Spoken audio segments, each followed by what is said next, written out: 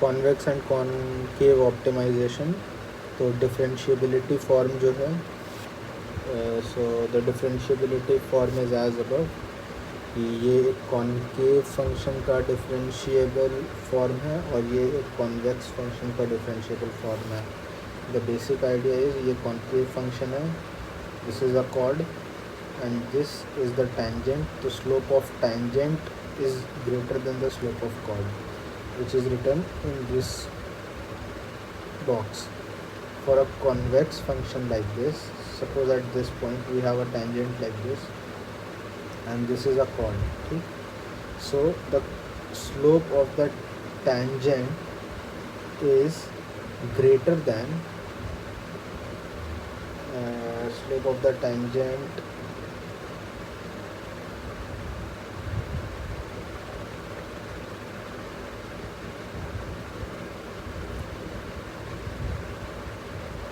this is a concave function, a convex function, okay? Slope of the chord is greater than the slope of the tangent, क्योंकि ये negative है. Slope of the chord is greater than slope of the tangent, ठीक? F is a many variable function on a convex set S. अब ये चार property, अगर concave है तो नेगेटिव सेमी डेफिनाइट होना चाहिए, कॉन्वेक्स है तो पॉजिटिव सेमी डेफिनाइट होना चाहिए, अगर नेगेटिव डेफिनाइट है तो स्ट्रिक्टली कॉन्केव हो जाएगा, और अगर पॉजिटिव डेफिनाइट है तो स्ट्रिक्टली कॉन्वेक्स हो जाएगा, ठीक? ये क्वेश्चन है यहाँ पे D1 greater than 0, D2 greater than, D3 greater than, all positive definite. अगर पॉजिटिव डेफिनाइट हो गया then it is strictly convex. अगर स्ट्रिक्टली कॉन्वेक्स है तो this function is strictly convex. This is the way to check. Similarly यहाँ पे this is our function, इसका Hessian matrix है, D1 greater than 0, D2 greater than 0, तो positive definite तो strictly convex, ठीक? अब कंस्ट्रेंट ऑप्टिमाइजेशन में आते हैं. Necessary condition for existence of optimum. हम लोग को ये ऑब्जेक्टिव फंक्शन जिसको मैक्सिमाइज करना है subject to this constraint. F और जी जो है वो डिफरेंशिएबल फंक्शन है. Let X star Y star be a solution to the problem. X star Y star को सोल्यूशन मान लो इस मैक्सिमाइजेशन प्रॉब्लम का, subject to the constraint curve which is G x Y is equal to C. अब क्या होगा, जब जिस पॉइंट पर ये ऑप्टिमाइज होगा उस पर slope of the level curve का जो लेवल कर्व का टेंजेंट है वो, और जो कंस्ट्रेंट कर्व है उसका जो टेंजेंट है वो दोनों इक्वल हो जाएगा.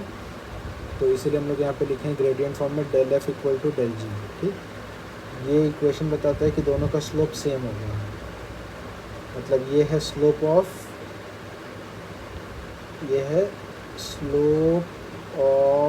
द ऑब्जेक्टिव फंक्शन और ये है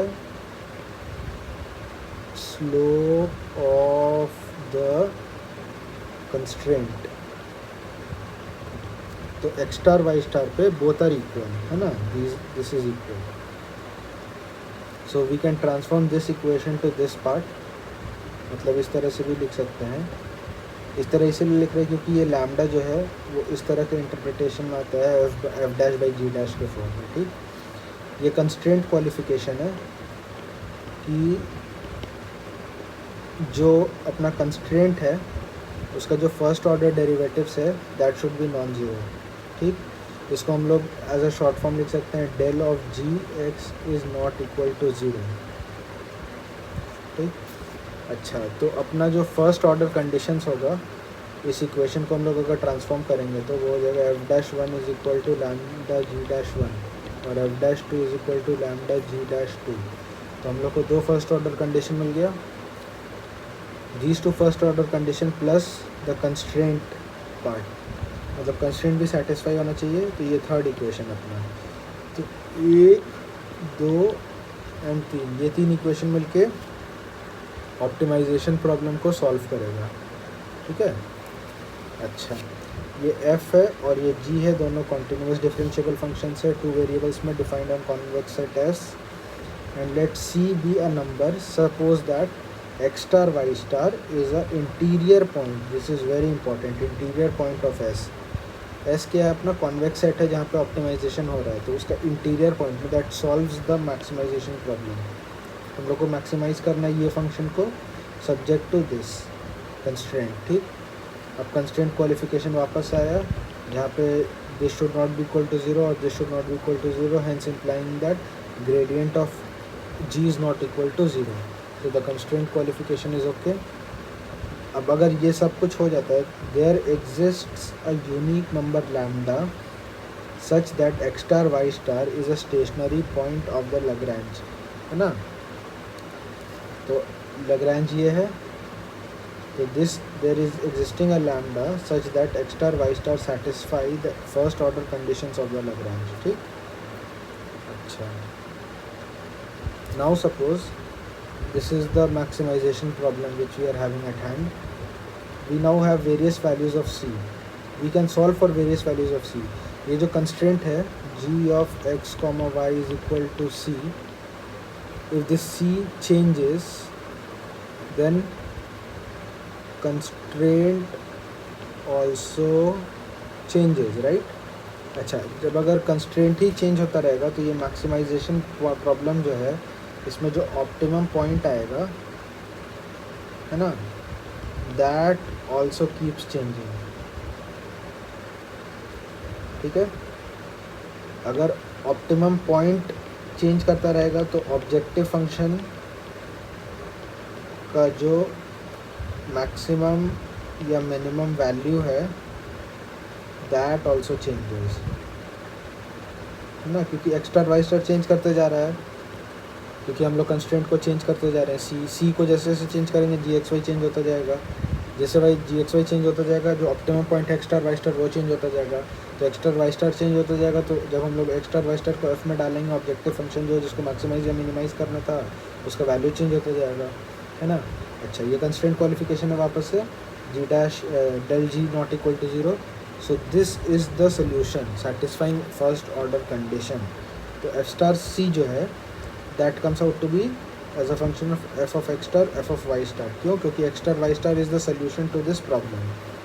तो हम लोग को ऑब्जेक्टिव फंक्शन का मैक्सिमम वैल्यू यहाँ पे पता चल गया. अच्छा, अगर अब हम लोग c चेंज करते रह रहे हैं तो हम लोग को ऑब्जेक्टिव फंक्शन का जो मैक्सिमम वैल्यू है वो कैसे चेंज होगा. For that we need to compute del f by del c. Now if we differentiate this it comes in this form, है ना. Now from the first order conditions we can simplify the equations and then this turns out to be 1 from the first order conditions.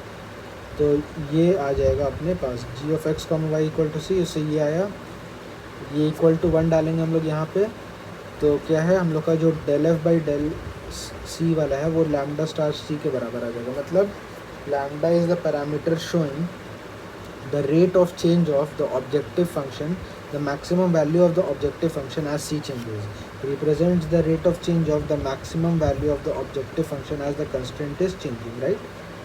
This is very important, lambda ka interpretation. This is the necessary condition up till now what we have studied. Now comes the sufficient condition. Sufficient condition पहले local min और max के बारे में बात करते हैं. ठीक, तो ये मैक्सिमाइजेशन प्रॉब्लम है इन हैंड. अब y को मान लो it is a function of h of x.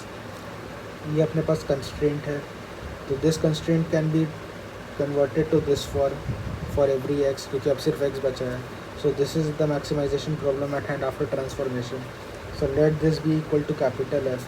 अच्छा, अब हम लोग को ये फंक्शन को मैक्सिमाइज़ करना है, तो मैक्सिमम कब होता है जब डबल डैश x जो रहेगा f double dash will be less than 0. तो हम लोग पहले f डैश निकाले, f dash comes out to be this. Let x star be the stationary point of f. ठीक है, तो अगर x स्टार स्टेशनरी पॉइंट है तो वहाँ पे वहाँ पे फर्स्ट ऑर्डर कंडीशन से f डैश x 0 बन जाएगा. अब हम लोग को मैक्सिमाइज़ करना है f को, तो ये कंडीशन होल्ड करना चाहिए.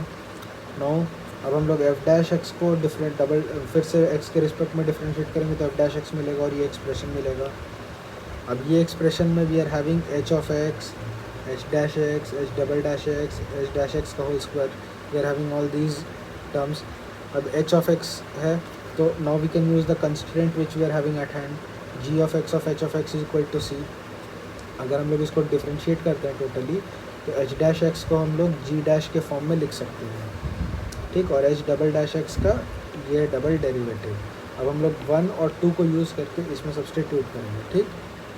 तो सब्सटीट्यूटिंग 1 and 2 इन स्टार, तो हम लोग को एफ डबल डैश एक्स का जो आएगा एक्सप्रेशन वो काफ़ी बड़ा आएगा, उसका सिंप्लीफाइड वर्जन है ये, ठीक।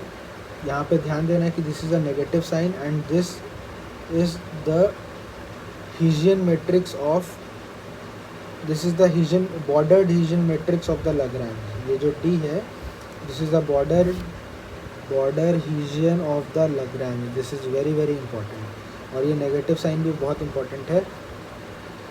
so this needs to be kept in mind। यहाँ पे एक और चीज़ ध्यान रखना है कि जो Lagrange हम लोग ले रहे हैं वो ये नेगेटिव साइन के साथ ले रहे हैं, तो जब भी अगर इस तरह का कोई क्वेश्चन मतलब सॉल्व करना रहेगा तो इस फॉर्मेट का ही Lagrange लेंगे हम लोग। अब ये जो D है ये एक बॉर्डर्ड हेशियन है। बॉर्डर्ड हेशियन कैसे बनाएंगे, जो कंस्ट्रेंट्स है उसका G डैश वन और G डैश टू बॉर्डर बन जाएगा, है ना। ये बॉर्डर बन गया अपना। अच्छा, ये L11 है, ये L12 है, ये L21 है और ये L22 है। L क्या अपना Lagrangian, उसका L-1 पहले निकालेंगे, L-2 निकालेंगे, फिर L-11 निकालेंगे, L-22 निकालेंगे, L-12 निकालेंगे। तो ये जो चारों है these are helping us to form the bordered Hessian. अच्छा, अब ये D जो है सॉरी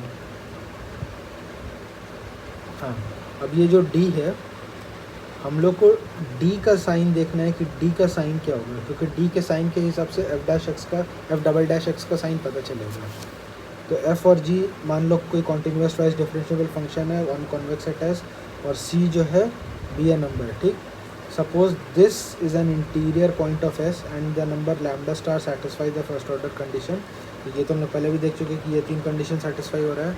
अब अगर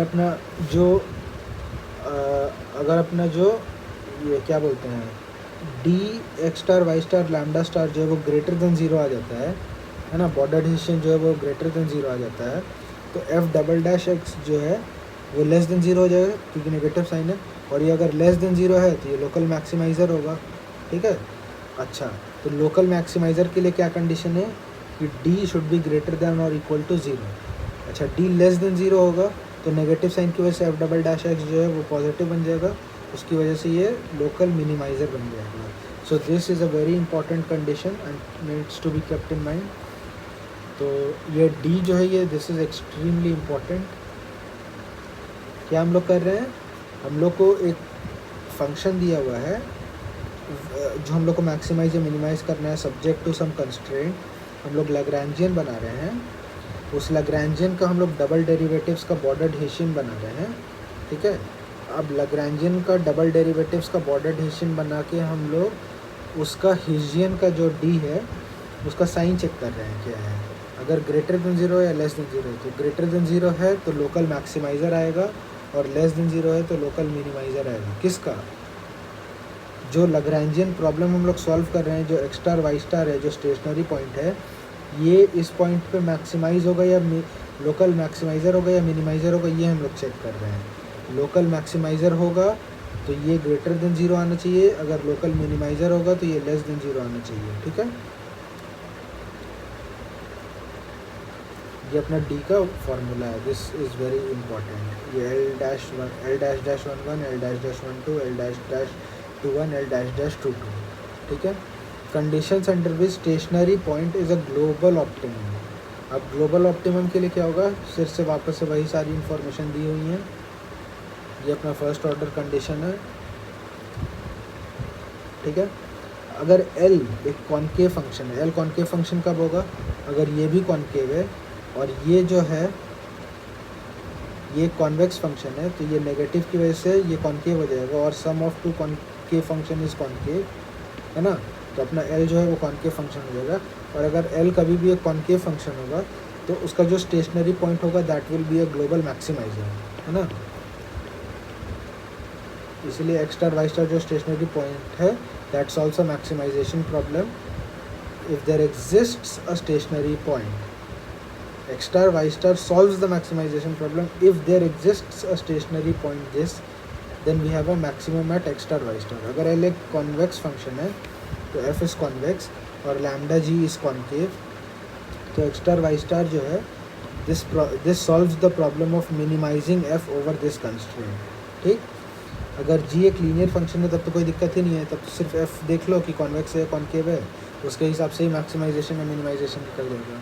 So this is all about the constrained optimization problem with equality constraints. Okay, thank you.